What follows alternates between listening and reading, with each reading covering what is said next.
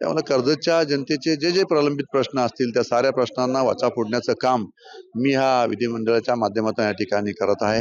Green zone belt म्हणून माझा तालुका ओळखला जातो, परंतु या तालुक्याला एक वैभव लाभलेलं आहे आणि ते म्हणजे फार्म हाऊसची चैन असणारा हा माझा तालुका आहे. आणि म्हणून या तालुक्यामध्ये मोठ्या प्रमाणात पर्यटक यावेत आणि पर्यटक तालुका म्हणून कर्जत तालुक्याची ओळख व्हावी. आदरणीय आमचे नेते एकनाथजी शिंदे साहेब यांचं नेतृत्व प्रामाणिकपणे निष्ठेने मानणारे आहेत. असं नेतृत्व आम्हाला मिळणार नाही. शिवसेनेचे आमदार महेंद्र थोरवे सध्या आपल्यासोबत आहेत. सर, स्वागत आहे आपलं. कर्जतमधून पुन्हा एकदा आमदारकीची संधी मिळालेली आहे. कर्जतवासियांच्या कोणत्या अपेक्षा घेऊन आज विधिमंडळात दाखल झालेला? मागील 5 वर्षामध्ये कर्जतच्या जनतेने मला कर्जत मतदारसंघाचा आमदार म्हणून निवडून दिलेलं होतं आणि त्या 5 वर्षामध्ये सरकारच्या माध्यमातून कर्जत मतदारसंघामध्ये ऐतिहासिक निधी आणण्याचं काम आम्ही केलेलं होतं आणि म्हणून कर्जतच्या जनतेने पुन्हा एकदा मला या मतदारसंघामध्ये संधी दिलेली आहे.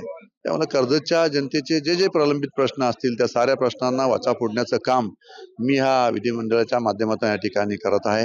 त्यामुळे आता जे जे प्रश्न प्रलंबित आहेत, नदीजोड प्रकल्प आम्हाला आमचं पेज नदीचं पाणी आम्हाला त्या ठिकाणी असणाऱ्या चिल्लार नदीला आम्हाला त्या ठिकाणी घेऊन जायचं आहे आणि तो नदीजोड प्रकल्प जर झाला तर आम्हाला त्या पट्ट्यामध्ये मोठ्या प्रमाणात ओळीताखाली क्षेत्र येईल. बऱ्याचशा वॉटर स्कीम आमच्या आदिवासी पट्ट्यातल्या त्या प्रलंबित आहेत, त्यांना सुद्धा त्या ठिकाणी पाणी मिळेल आणि आम्हाला बोरगाव धरण त्या ठिकाणी व्हावं या दृष्टीने सुद्धा आम्ही सारे प्रयत्न करत आहोत की जसं कोंढाणा डॅम आता नव्याने त्या ठिकाणी कर्जतमध्ये सिडकोला आम्ही त्या ठिकाणी वर्ग करण्यात आलेला आहे, तसंच त्या ठिकाणी आम्ही बोरगाव धरण सुद्धा व्हावं जेणेकरून त्या पट्ट्यामध्ये मोठ्या प्रमाणात आमचा असणारा पाणी प्रश्न हा सुटून जाईलच. परंतु कर्जत तालुका हा पर्यटन तालुका म्हणून ओळखला जातो आणि या तालुक्यामध्ये नव्याने मोठ्या प्रमाणात पर्यटक यावेत आणि पर्यटनावर असणारी अर्थव्यवस्था आपण पाहताय की जगभराची अर्थव्यवस्था अनेक देश जगामध्ये आहेत की ज्यांची अर्थव्यवस्था पर्यटनावर चालत असते. त्यामुळे माझ्या तालुक्यामध्ये कोणत्याही प्रकारची इंडस्ट्री कर्जत तालुक्यामध्ये नाहीये. ग्रीन झोन बेल्ट म्हणून माझा तालुका ओळखला जातो, परंतु या तालुक्याला एक वैभव लाभलेलं आहे आणि ते म्हणजे फार्म हाऊसची चैन असणारा हा माझा तालुका आहे आणि म्हणून या तालुक्यामध्ये मोठ्या प्रमाणात पर्यटक यावेत आणि पर्यटक तालुका म्हणून कर्जत तालुक्याची ओळख व्हावी म्हणून आम्ही सातत्याने सरकारच्या माध्यमातून प्रयत्न करणार आहोत. यावेळेस कर्जत तालुका हा पर्यटन तालुका म्हणून ओळखला जाईल अशा पद्धतीचं काम आम्ही सरकारच्या माध्यमातून करणार आहोत. नेरळ ग्रामपंचायतीला नगरपंचायतीचा दर्जा द्या अशी मागणी स्थानिकांकडून होते. तुमच्याकडून या बाबतीत कशा प्रकारे पाठपुरावा सुरू आहे? आम्ही नेरळ ग्रामपंचायतीची कलेक्टरांच्या माध्यमातून आम्ही प्रस्ताव राज्य सरकारकडे पाठवलेला आहे. राज्य सरकारकडनं आता एक 8 दिवसामध्ये अधिसूचना सुद्धा निघेल आणि नेरळ ग्रामपंचायतीची नगरपंचायत करावी यासाठी आम्ही तसा प्रस्ताव राज्य सरकारकडनं निवडणूक आयोगाला पाठवणार आहोत आणि निवडणूक आयोगाला सांगून ती निवडणूक स्थगित करून त्याची पूर्णपणे प्रोसिजर करून नेरळ ही नगरपंचायत व्हावी या दृष्टीने आम्ही प्रयत्न करणार आहोत. शिवसेनेमध्ये मंत्रिपदावरून काहीशी धुसफूस सुरू आहे असा दावा उद्धव ठाकरे गटाकडून केला जातो. खरंच यात काही तथ्य आहे?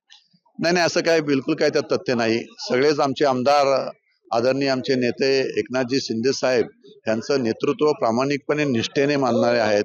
असं नेतृत्व आम्हाला मिळणार नाही. आम्ही गेली 30 वर्षे शिवसेनेचं काम करत आहे.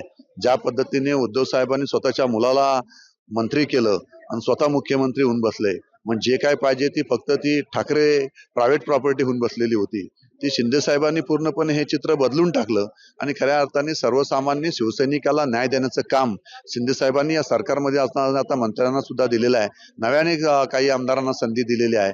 त्यामुळे हे त्यांचं एक विजन ठेवून काम करणारं एक नेतृत्व आहे. त्यामुळे आम्हाला फार आनंद आहे की शिंदे साहेबांच्या नेतृत्वाखाली आम्ही काम करत आहोत. रायगड जिल्ह्याला यंदा 2 मंत्रिपदं मिळालेली आहेत. अशा वेळी पालकमंत्री कोण व्हावं यावरूनही थोडंसं हे आहे. तर तुमच्या मते कोण पालकमंत्री व्हावं असं? नाही बघा, मागील 2.5 वर्षामध्ये भारतीय जनता पार्टी शिवसेना राज्यामध्ये पुन्हा एकदा उठाव करून सत्तेमध्ये आले आणि त्यानंतर राष्ट्रवादी सुद्धा राज्यामध्ये सरकारमध्ये आपल्याबरोबर जॉईन झाले. परंतु रायगडचे पालकमंत्री शिवसेनेकडे होतं आणि उदयजी सामंत हे आमचे पालकमंत्री होते. त्यामुळे पालकमंत्री हा शिवसेनेकडेच होता आहे आणि त्यामुळे आता सुद्धा भरतशेठ आमचे मंत्री झालेले आहेत. त्यामुळे रायगडचे पालकमंत्री भरतशेठ होतील यात कोणत्याही प्रकारची शंका आमच्या मनामध्ये नाही. धन्यवाद सर, महा-एमटीपीशी संवाद साधल्याबद्दल. तर हे होते आमदार महेंद्र थोरवे. कॅमेरामन आलेख चाळकेसह मी सुहास शेलार, महा-एमटीपी, नागपूर.